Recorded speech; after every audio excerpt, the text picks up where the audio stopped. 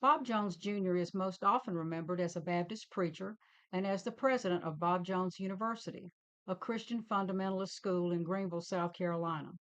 What is not as well known about him is the fact that he was an entrepreneur as well. Jones, with the blessing and financial backing of the university's executive committee, began to purchase Baroque religious art beginning in 1950.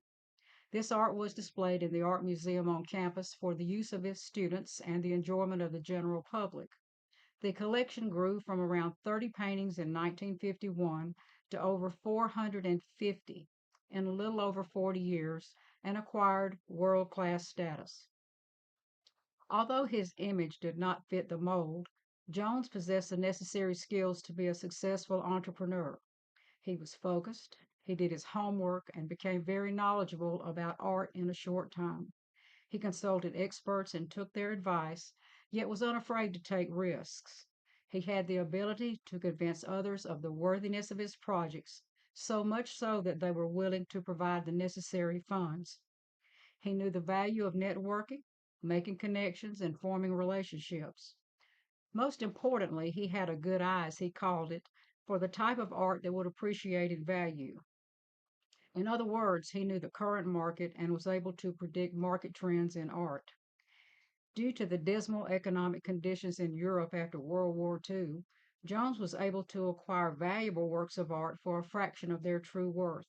He was guided in his efforts by many people in the art world that he had formed relationships with during his evangelistic trips. It was expected that the value of this art would increase over time, and it did.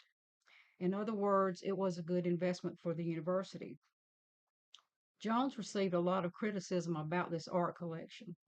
Many people, both inside and outside fundamentalism, questioned the propriety of a school of this type acquiring this kind of art, the bulk of which was Catholic in origin. When asked, Jones explained that God had created man in his own image, and in so doing had imbued him with a spark of creativity and the love of beauty. The paintings were beautiful, and they were representative of biblical teachings, so there was nothing morally wrong about Bob Jones University having a collection of religious art. To him, being religious did not preclude being cultured, and once he began, he never looked back. The museum and gallery, as it came to be called, continued in operation after Jones's death in 1997 until it closed in 2017 due to structural problems in the museum itself. There are plans for a new location in downtown Greenville in the future. Bob Jones Jr.'s business sense and skills and entrepreneurial spirit enabled him to do something that at first he did not think he could do. However, he surrounded himself with people that could help him achieve his goals, and he succeeded. His passion for religious art was not monetarily driven. Its purpose was to produce culture, God given culture, into an environment where it had not been accepted before. To him, culture and religion were not meant to be mutually exclusive. And now I'm going to show you a few of the most famous paintings in the collection.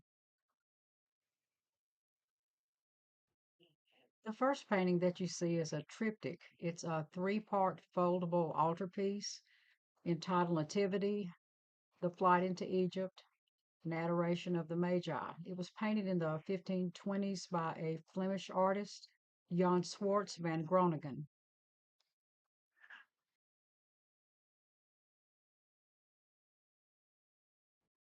This next painting is a tondo or a round painting. Its title is Madonna of the Lake. It was painted sometime in the 1520s by Marco Diogino, an Italian, and it's now on view in the North Carolina Museum of Art in Raleigh.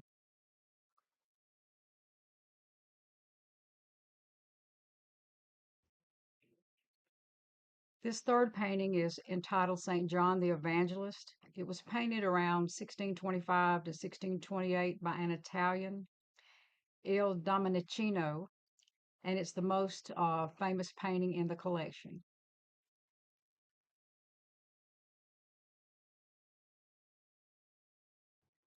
This last painting is entitled St. James the Greater. It was painted by another Italian, Pompeo Battoni, In the period 1740 to 1743. And most people, when they see this painting, they immediately think it is Jesus. And it does bear a likeness to many pictures that have portrayed Jesus over the years. And this particular painting is on the cover of the museum and gallery's latest catalog.